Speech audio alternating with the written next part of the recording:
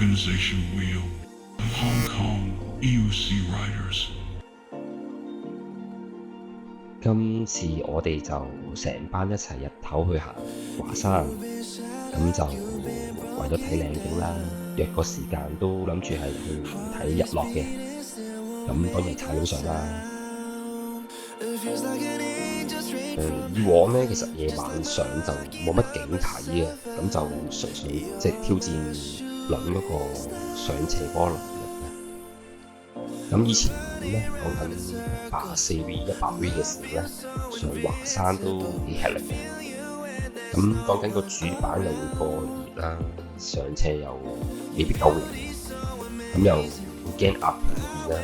咁你成班成上去夾你都向前一個上唔到，咁後邊嗰個就望住上唔上？你喺個好斜嘅斜嗰度停低，其實幾困難。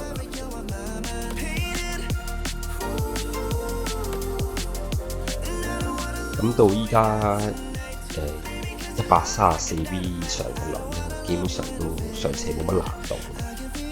咁我諗有睇開單車片嘅人都可能會知道，華山其實都真係幾斜下嘅。咁不過成班一齊上又真係幾開心嘅，即係上到去有啲靚景睇啊，沿路你睇兩邊嘅風景都好靚。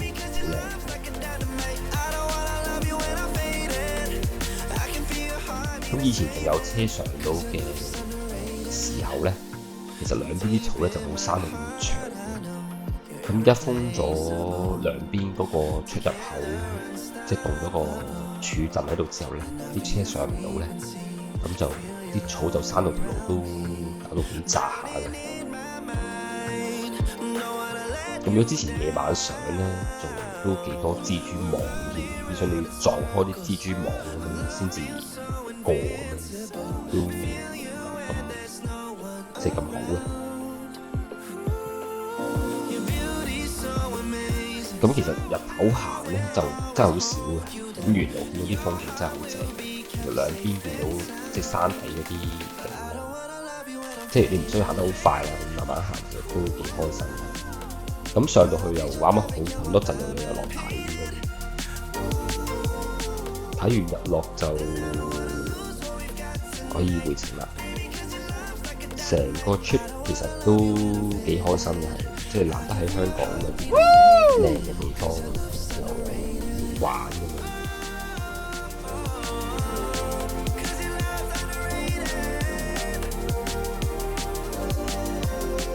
幾好啊！我覺得有啲咩地方下次再去嘅話，試下同大家講先。好，講到呢度先，拜拜。